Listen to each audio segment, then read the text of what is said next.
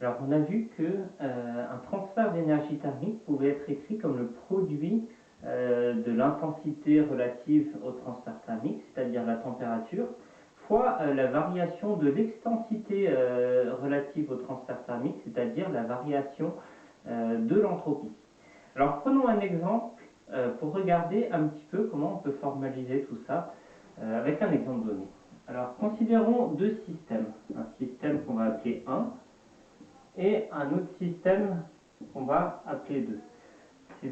Ce sont des systèmes thermiques, donc ils vont être notamment caractérisés par leur température.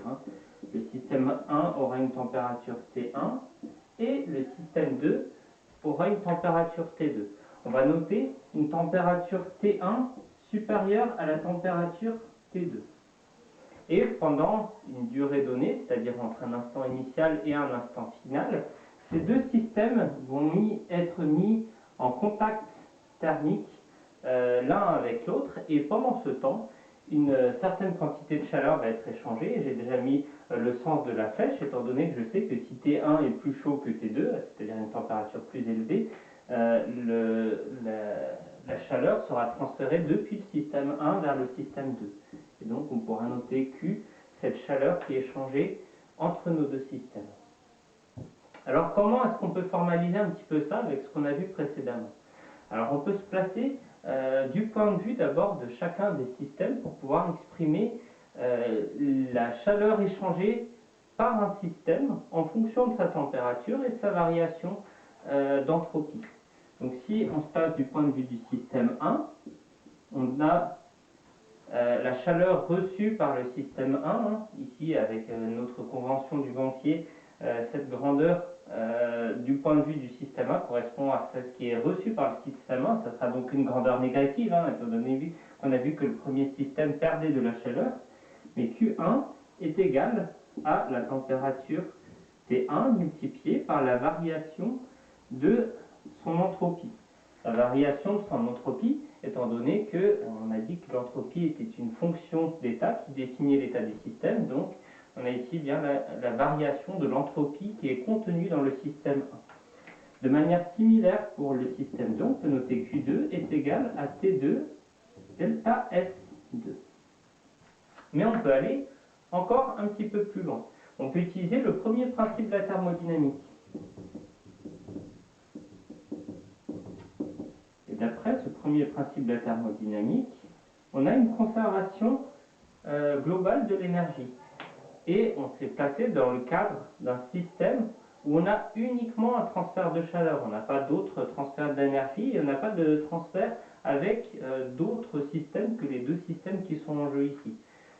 Ceci signifie que la quantité de chaleur qui est perdue par le système 1 est égale à la quantité de chaleur qui est reçue par le système 2.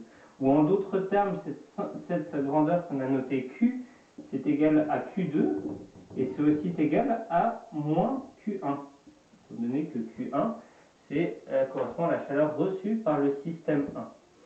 On peut donc réécrire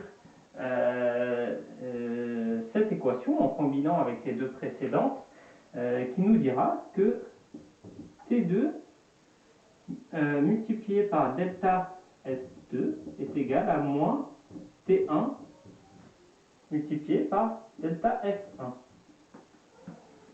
Là, c'est simplement réutiliser des équations qu'on a écrites. Or, nous savons qu'il y a une inégalité au niveau des températures. T1 est supérieur à T2. Et donc, si on combine cette inégalité avec cette inégalité, il en ressort automatiquement que delta S2, c'est-à-dire la variation de l'entropie du système 2, est supérieure à moins delta S1. En d'autres termes, l'entropie qui a été gagnée par le système 2 est supérieure à l'entropie qui a été perdue par le système 1. Et là, on a une grande différence par rapport aux autres énergies qu'on a détaillées précédemment. Dans tous les autres cas, l'extensité propre à des transferts d'énergie était conservée. On avait toujours conservation de cette grandeur, c'est-à-dire que ce qui était perdu par un système correspondait exactement à ce qui était gagné par l'autre système, alors que dans notre cas, nous n'avons plus de conservation. Il y a forcément de l'entropie supplémentaire qui est apparue, étant donné que le système 2 en reçoit plus que ce qui a été perdu par le système 1. On dit qu'il y a eu création d'entropie. Création d'entropie. Et avec ce qu'on a pu expliquer jusqu'à présent, on va maintenant être capable d'énoncer le second principe de la thermodynamique.